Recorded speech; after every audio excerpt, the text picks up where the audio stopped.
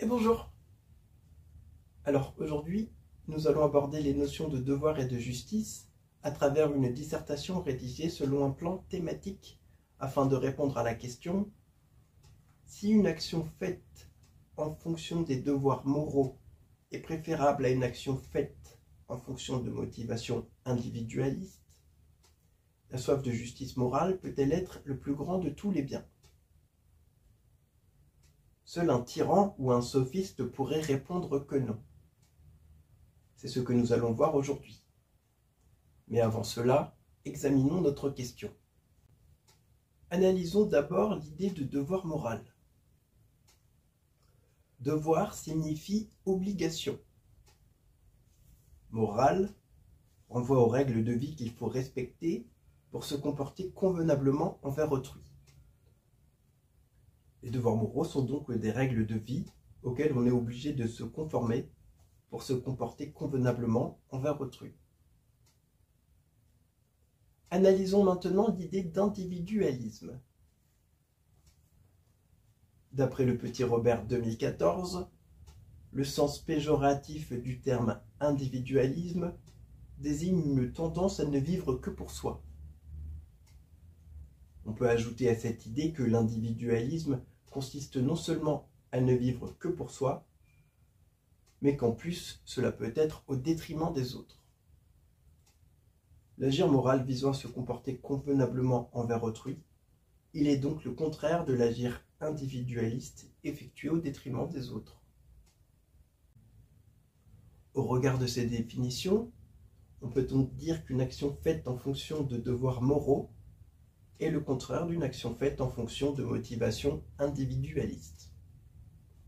Ici, la question nous invite à dire en quoi une action faite en fonction des devoirs moraux est préférable à une action faite en fonction de motivations individualistes. C'est ce que nous verrons dans un premier temps en nous référant à la pensée exprimée par Kant dans Fondement de la métaphysique des mœurs. Ceci fait, nous pourrons envisager le deuxième aspect de la question, à savoir la possibilité que la soif de justice morale puisse être le plus grand de tous les biens. Pour ce faire, nous utiliserons le point de vue exprimé par Socrate dans Gorgias. Voyons d'abord en quoi une action faite en fonction des devoirs moraux est préférable à une action faite en fonction de motivations individualistes dans la perspective de Kant. Dans Fondement de la métaphysique des mœurs, Kant nous explique que la moralité implique de ne pas traiter les individus comme de simples moyens, mais de les traiter comme des fins en soi. C'est une idée qu'il exprime dans une des versions de l'impératif catégorique que l'on peut lire dans la deuxième section de Fondement de la métaphysique des mœurs. Je cite: « Agis à l'égard de tout être raisonnable, de telle sorte qu'il ait en même temps dans ta maxime la valeur d'une fin en soi. » Autrement dit, Kant nous dit qu'il ne faut pas traiter les individus de manière individualiste et que ce faisant, il ne faut pas les traiter comme de simples moyens pour atteindre notre but, mais qu'au contraire, il faut les traiter comme des fins en soi. En effet, ces individus existent pour eux-mêmes et pas pour nous servir. On ne peut donc pas agir de manière individualiste envers eux. Ailleurs, dans Fondement de la métaphysique des mœurs, Kant continue de dénoncer l'individualisme au travers d'une idée qu'il va introduire par le petit scénario que voici. Supposons, nous dit-il, un homme pour qui tout va bien et qui raisonnerait ainsi en voyant d'autres hommes aux prises avec de grandes difficultés. Que m'importe, se dirait cet homme, que chacun soit aussi heureux qu'il plaît au ciel ou que lui-même peut l'être de son fait. Je ne lui déroberai pas la moindre part de ce qu'il a. Je ne lui porterai pas même envie. Seulement, je ne me sens pas le goût de contribuer en quoi que ce soit à son bien-être ou d'aller l'assister dans le besoin. Eh bien, Kant nous dit: qu'il pourrait survenir malgré tout bien des cas où cet homme aurait besoin de l'amour et de la sympathie des autres, et où il serait privé lui-même de tout espoir d'obtenir l'assistance qu'il désire si tout le monde faisait comme lui. Ainsi, Kant nous dit que, d'une certaine façon, tout le monde serait en danger dans une société où tout le monde agirait de façon individualiste, et que ce faisant, il faudrait proscrire l'individualisme.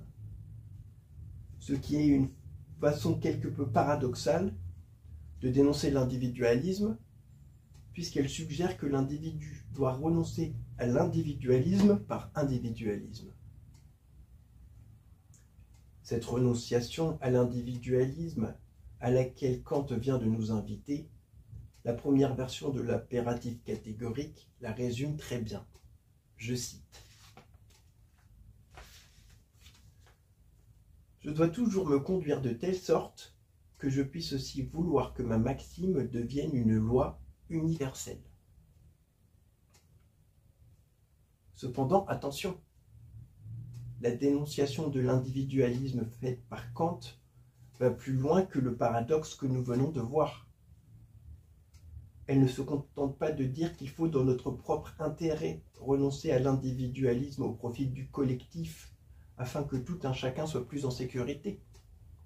En effet, Kant nous dit que de ce que nous avons précédemment déduit, il découle un devoir.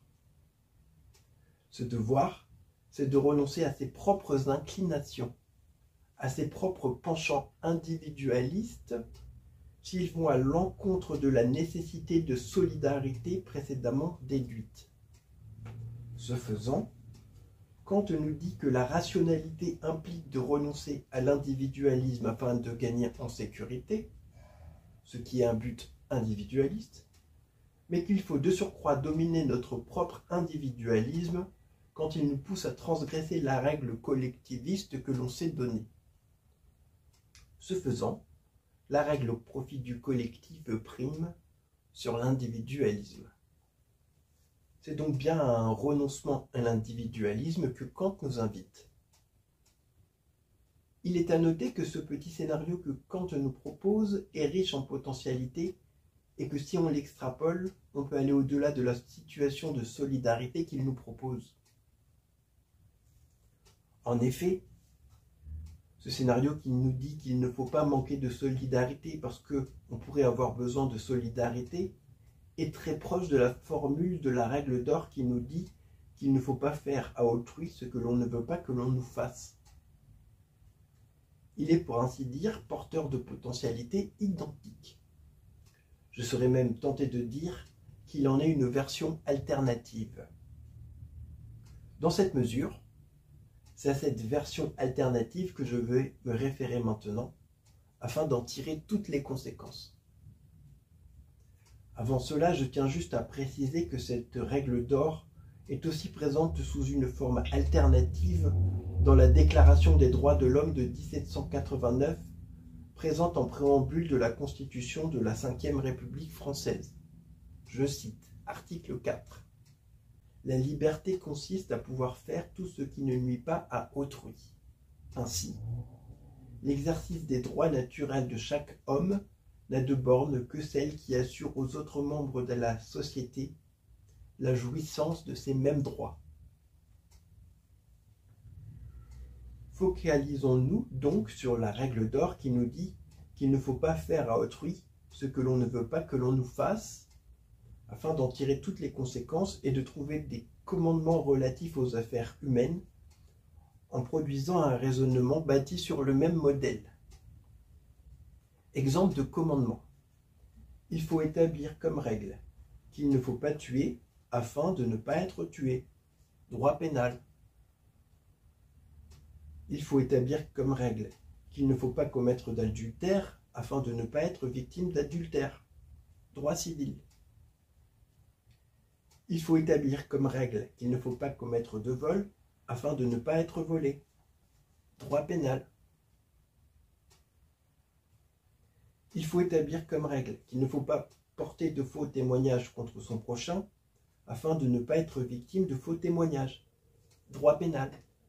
etc., etc. Et il faut bien entendu que soi-même et que tout un chacun s'en tienne à ces règles pour que ça fonctionne. Étant équipés de ces règles, nous voilà encore mieux lotis pour faire face à l'individualisme que ce que nous l'étions grâce à Kant. Revenons à Kant d'ailleurs. Dans la perspective de Kant, ainsi que nous l'avons dit en introduction de ce chapitre, et comme nous venons de le démontrer, une action faite en fonction des devoirs moraux est préférable à une action faite en fonction de motivations individualistes. Ce renoncement à l'individualisme auquel il nous a invités par l'assertion sur le fait que chacun a une fin en soi, par le raisonnement sur les besoins de solidarité qu'il nous a exposés, et par l'invitation au self-control qu'il nous a adressé, ce renoncement à l'individualisme, les deux versions de l'impératif catégorique que nous avons vues le résument très bien. À ce propos, il est à noter que Kant nous dit que ces deux versions ne font qu'une. Le principe, nous dit-il, agit à l'égard de tout être raisonnable, de telle sorte qu'il ait en même temps dans ta maxime la valeur d'une fin en soi, ne fait qu'un avec le principe, agit selon la maxime qui contienne en même temps en elle l'aptitude à valoir universellement pour tout être raisonnable. De surcroît, il ne faut pas perdre de vue la notion de devoir qui va avec et que nous avons vu tout à l'heure quand nous avons dit qu'il fallait aller à l'encontre des inclinations individualistes au profit du collectif. Prolongeons notre réflexion sur le sujet avec ce propos de Kant. La moralité présente un intérêt parce qu'elle vaut pour nous en tant qu'hommes, car c'est de notre volonté qu'elle est née. Le devoir moral, nous dit Kant, vaut pour nous parce qu'il est né de notre volonté.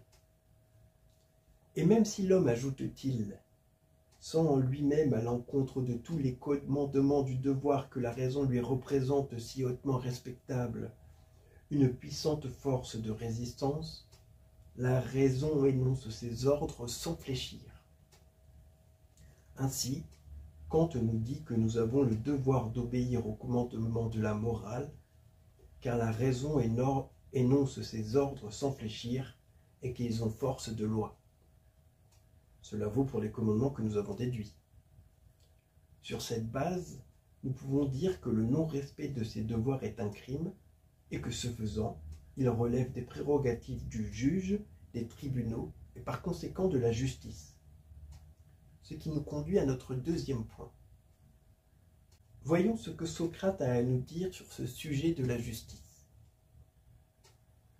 Dans Gorgias, alors qu'il discute avec de méchants sophistes, totalement individualistes et prêts à tout pour arriver à leur fin, il vient un moment dans la conversation où Socrate discute avec Polos. Ce dernier avance avec joie l'idée que les orateurs dont il fait partie sont aussi puissants que les tyrans et que ce faisant ils peuvent faire mettre à mort qui ils veulent et spolier et bannir qui leur plaît. Ce qui déroge à tous les commandements que nous avons déduits.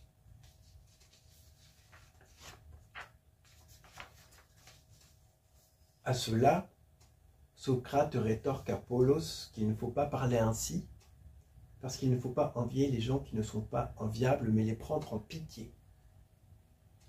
Ce qui nous fait beaucoup penser à la phrase que le père de Marcel Pagnol, Joseph, a prononcée quand il s'est fait prendre en train de longer les bords d'un canal interdit au public, canal qu'il avait emprunté pour raccourcir le chemin que sa famille et lui devaient parcourir. Je cite. « Comme on est faible quand on est dans son tort », on peut voir dans cette phrase que prononce Joseph Pagnol que quand il est pris sur le fait, le coupable s'appuie toi sur son sort. Cet apitoiement concorde parfaitement avec le propos de Socrate, qui dit que le criminel doit être pris en pitié. Cependant, il ne faut pas perdre de vue que le père de Marcel Pagnol est un homme bienveillant et civilisé, à la différence du tyran qui lui est un sociopathe qui est à plaindre pour sa malveillance dans la perspective de Socrate. Au fil de la conversation avec Socrate, Polos finit par se ranger à ses vues. Quand la conversation avec Polos atteint son acmé, Socrate finit par dire que le plus grand des maux, c'est d'être injuste et de vivre dans l'injustice. Chose que Polos, convaincu par Socrate, admet lui aussi. Ce propos de Socrate, si on le retourne, répond au deuxième aspect de la question qui nous est posée aujourd'hui, à savoir la possibilité que la soif de justice morale puisse être le plus grand de tous les biens. Si, comme le dit Socrate, le plus grand de tous les maux, c'est d'être injuste, chose que semble corroborer le père de Marcel Pagnol, alors le plus grand de tous les biens, c'est d'être juste. Donc la soif de justice morale pourrait dans cette mesure être le plus grand de tous les biens.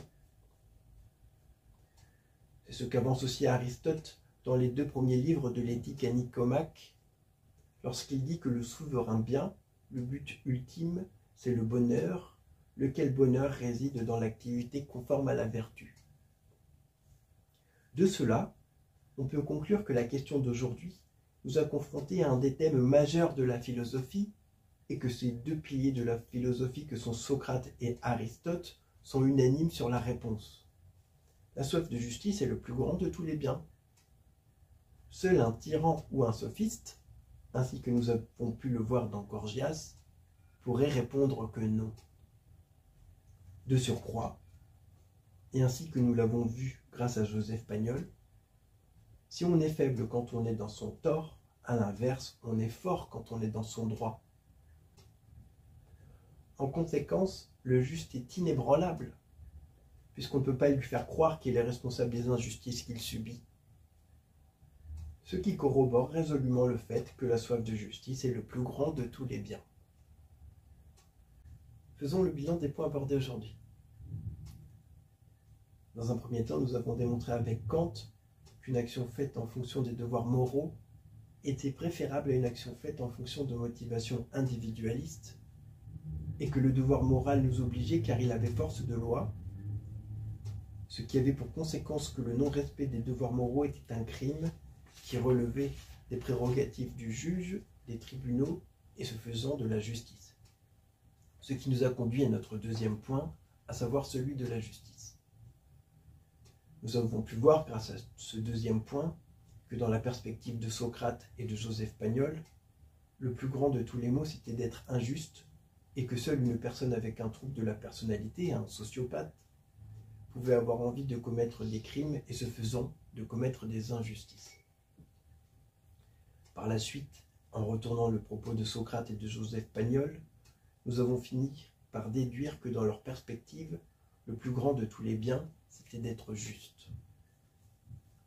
Sur cette base, nous avons pu conclure qu'une action faite en fonction des devoirs moraux était préférable à une action faite en fonction de motivations individualistes, au point que les criminels sont à plaindre et que, en conséquence, la soif de justice morale est le plus grand de tous les biens. De surcroît, nous avons pu conclure que si on est faible quand on est dans son tort, à l'inverse, on est fort quand on est dans son droit, car le juste est inébranlable. On peut le décevoir certes, mais on ne peut en aucun cas lui faire croire qu'il est responsable des injustices qu'il subit, ce qui a attesté une nouvelle fois que la soif de justice était résolument le plus grand de tous les biens. Conclusion. Une action faite en fonction des devoirs moraux est préférable à une action faite en fonction de motivations individualistes, et la soif de justice morale est le plus grand de tous les biens. Voilà ce que je voulais vous dire aujourd'hui. Je vous remercie pour votre attention.